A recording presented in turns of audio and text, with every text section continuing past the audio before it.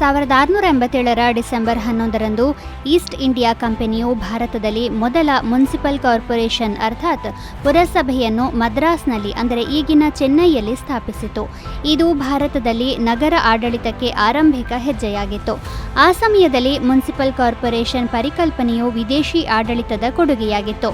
ಸ್ಥಳೀಯ ಆಡಳಿತ ಮತ್ತು ನಾಗರಿಕ ಸೇವೆಗಳನ್ನು ಸಂಘಟಿಸುವುದು ಇದರ ಉದ್ದೇಶವಾಗಿತ್ತು. ತರುವಾಯ 1726ರಲ್ಲಿ ಬಾಂಬೆ ಮತ್ತು ಕಲ್ಕತ್ತಾದಲ್ಲಿ ಮುನ್ಸಿಪಲ್ ಕಾರ್ಪೊರೇಷನ್ಗಳನ್ನು ಸ್ಥಾಪಿಸಲಾಯಿತು.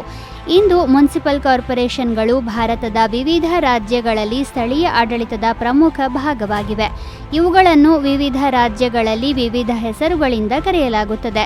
ನೈರ್ಮಲ್ಯ, ನೀರು ಸರಬರಾಜು, ರಸ್ತೆಗಳ ನಿರ್ವಹಣೆ ಮತ್ತು ಆರೋಗ್ಯ ಸೇವೆಗಳಂತಹ ನಾಗರಿಕ ಸೇವೆಗಳನ್ನು ಇದು ಖಚಿತಪಡಿಸುತ್ತದೆ.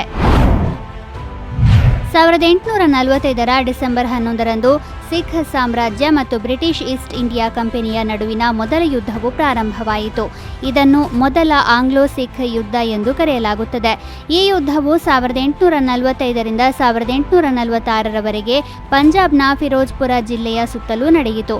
ಮಹಾರಾಜ ರಣಜಿತ್ ಸಿಂಗ್ ಅವರ ಮರಣದ ನಂತರ ಸಿಖ್ ಸಾಮ್ರಾಜ್ಯದಲ್ಲಿ ಹೆಚ್ಚುತ್ತಿದ್ದ ರಾಜಕೀಯ ಅಸ್ಥಿರತೆ ಮತ್ತು ಪರಸ್ಪರ ಅನುಮಾನವೇ ಈ ಯುದ್ಧಕ್ಕೆ ಕಾರಣ. ರಣಜಿತ್ ಸಿಂಗ್ ಸಿಖ್ ಸಾಮ್ರಾಜ್ಯವನ್ನು ಪ್ರಬಲ ಶಕ್ತಿಯಾಗಿ ಸ್ಥಾಪಿಸಿದ್ದರು. ಆದರೆ ಅವರ ಮರಣದ ನಂತರ ಸಾಮ್ರಾಜ್ಯವು ಕ್ರಮೇಣ ದುರ್ಬಲಗೊಂಡಿತು. ಇದರ ಲಾಭ ಪಡೆದು ಬ್ರಿಟಿಷ್ ಈಸ್ಟ್ ಇಂಡಿಯಾ ಕಂಪನಿ ಸಿಖ್ಖರೊಂದಿಗೆ ಸಂಘರ್ಷ ಆರಂಭಿಸಿತು. ಯುದ್ಧದ ಸಮಯದಲ್ಲಿ ಸಿಖ್ ಸಾಮ್ರಾಜ್ಯವು ಭಾರೀ ನಷ್ಟವನ್ನು ಅನುಭವಿಸಿತು. ಈ ಯುದ್ಧವು ಲಾಹೋರ್ ಒಪ್ಪಂದಕ್ಕೆ ಕಾರಣವಾಯಿತು. ಅದರ ಅಡಿಯಲ್ಲಿ ಸಿಖ್ ಸಾಮ್ರಾಜ್ಯವು ಬ್ರಿಟಿಷರ ಅಡಿಯಲ್ಲಿ ಜಮ್ಮು ಮತ್ತು ಕಾಶ್ಮೀರವನ್ನು ಪ್ರತ್ಯೇಕ ರಾಜಪ್ರಭುತ್ವದ ರಾಜ್ಯವಾಗಿ ಬಿಟ್ಟುಕೊಟ್ಟಿತು. ಇದಲ್ಲದೆ ಸಿಖ್ ಸೇನೆಯು ಭಾರೀ ಒಪ್ಪಂದಗಳು ಮತ್ತು ನಿರ್ಬಂಧಗಳನ್ನು ಎದುರಿಸಿತು. ಅದು ಅವರ ಸಾಮ್ರಾಜ್ಯವನ್ನು ಮತ್ತಷ್ಟು ದುರ್ಬಲಗೊಳಿಸಿತು.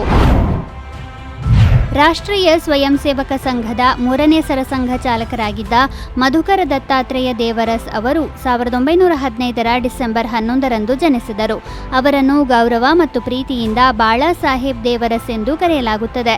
ಸಂಘ ಮತ್ತು ಸಮಾಜ ಎರಡಕ್ಕೂ ಬಾಳಾ ಸಾಹೇಬ್ ದೇವರಸ್ ಅವರ ಕೊಡುಗೆ ಬಹಳ ಮುಖ್ಯವಾಗಿತ್ತು.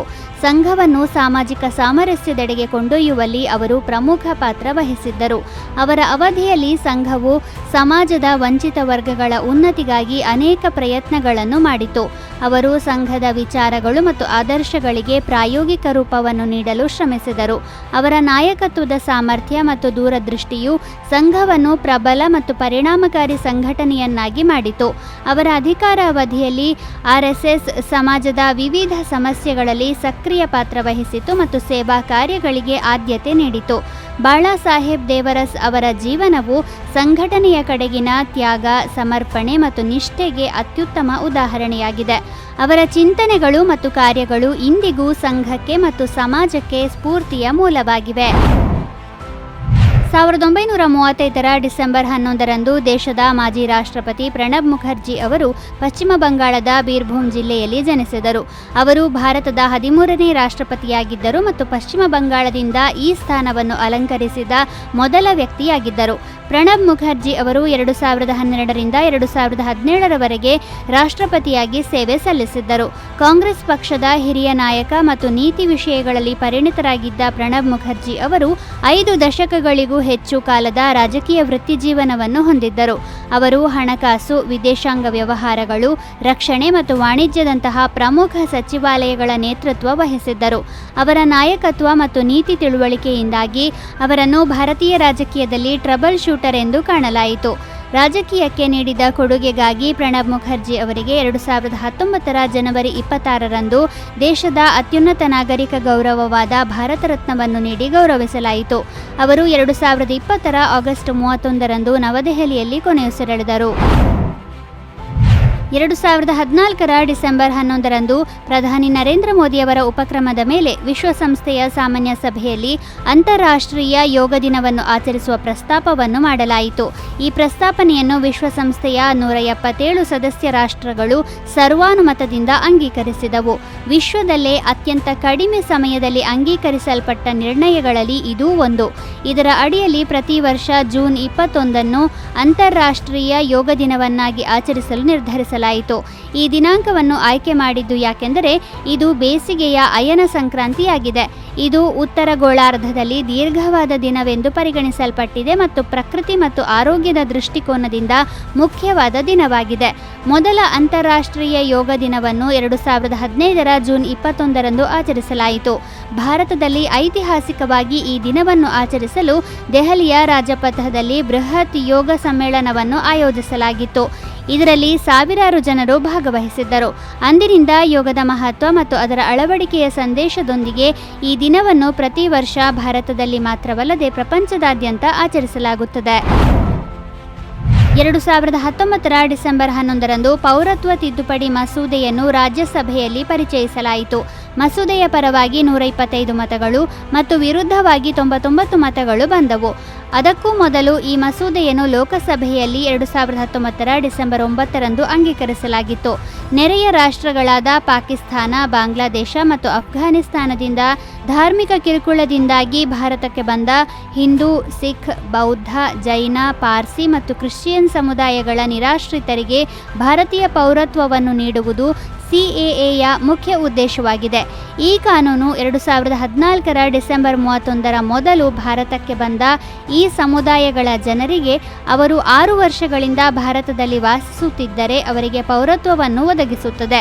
2019ರ ಡಿಸೆಂಬರ್ 12ರಂದು ರಾಷ್ಟ್ರಪತಿಗಳ ಒಪ್ಪಿಗೆಯ ನಂತರ ಮಸೂದೆ ಕಾನೂನಾಗಿ ಮಾರ್ಪಟ್ಟಿತು.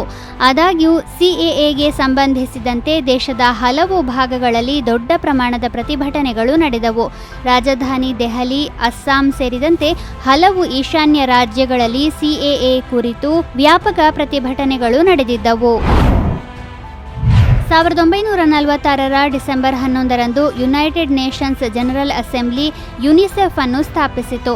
ಮಕ್ಕಳ ಹಕ್ಕುಗಳು, ಅವರ ಆರೋಗ್ಯ ಮತ್ತು ಶಿಕ್ಷಣವನ್ನು ಉತ್ತೇಜಿಸಲು ಇದನ್ನು ಸಮರ್ಪಿಸಲಾಗಿದೆ.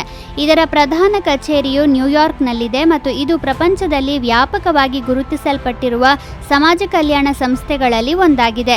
ಯುನಿಸೆಫ್ ಯುದ್ಧ, ಬಡತನ, ರೋಗ ಮತ್ತು ಹಸಿವಿನಿಂದ ಬಳಲುತ್ತಿರುವ ಮಕ್ಕಳಿಗೆ ನಿರ್ದಿಷ್ಟವಾಗಿ ಸಹಾಯ ಮಾಡುವ ಗುರಿಯನ್ನು ಹೊಂದಿದೆ.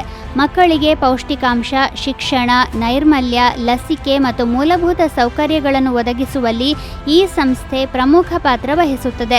ಯುನಿಸೆಫ್ 192 ದೇಶಗಳು ಮತ್ತು ಪ್ರಾಂತ್ಯಗಳನ್ನು ಒಳಗೊಂಡಿದೆ. ಇದರ ಸಂಸ್ಥಾಪನಾ ದಿನ ಅಂದರೆ ಡಿಸೆಂಬರ್ 11ನ್ನು ಪ್ರತಿ ವರ್ಷ ಯುನಿಸೆಫ್ ದಿನವನ್ನಾಗಿ ಆಚರಿಸಲಾಗುತ್ತದೆ. ಡಿಸೆಂಬರ್ 11ನ್ನು ಪ್ರತಿ ವರ್ಷ ಅಂತಾರಾಷ್ಟ್ರೀಯ ಪರ್ವತ ದಿನವನ್ನಾಗಿ ಆಚರಿಸಲಾಗುತ್ತದೆ. ಪರ್ವತಗಳು ಮತ್ತು ಗುಡ್ಡಗಾಡು ಪ್ರದೇಶಗಳ ಪ್ರಾಮುಖ್ಯತೆಯನ್ನು ಎತ್ತಿ ಹಿಡಿಯುವ ಮತ್ತು ಈ ಪ್ರದೇಶಗಳಲ್ಲಿ ವಾಸಿಸುವ ಜನರ ಸಮಸ್ಯೆಗಳ ಬಗ್ಗೆ ಜಾಗೃತಿ ಮೂಡಿಸುವ ಉದ್ದೇಶದಿಂದ ಈ ದಿನವನ್ನು ಆಚರಿಸಲಾಗುತ್ತದೆ.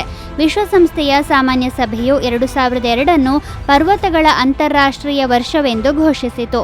ತರುವಾಯ 2003ರ ಡಿಸೆಂಬರ್ 11ರಂದು ಮೊದಲ ಬಾರಿಗೆ ಅಂತಾರಾಷ್ಟ್ರೀಯ ಪರ್ವತ ದಿನವನ್ನು ಆಚರಿಸಲಾಯಿತು. ಪರ್ವತ ಪ್ರದೇಶಗಳ ಸಂರಕ್ಷಣೆ ಮತ್ತು ಅಭಿವೃದ್ಧಿಯನ್ನು ಉತ್ತೇಜಿಸುವುದು ಮತ್ತು ಅಲ್ಲಿನ ಪರಿಸರ ವ್ಯವಸ್ಥೆಯನ್ನು ರಕ್ಷಿಸುವುದು ಈ ದಿನದ ಮುಖ್ಯ ಉದ್ದೇಶವಾಗಿದೆ. ನಮ್ಮ ಜೀವನ ಮತ್ತು ಪರಿಸರಕ್ಕೆ ಪರ್ವತಗಳು ಮುಖ್ಯ. ಇವು ಕೇವಲ ನೀರು, ಶಕ್ತಿ ಮತ್ತು ಆಹಾರದ ಮೂಲವಲ್ಲ, ಬದಲಾಗಿ ಜೀವ ವೈವಿಧ್ಯಕ್ಕೂ ಅತ್ಯಮೂಲ್ಯವಾಗಿವೆ.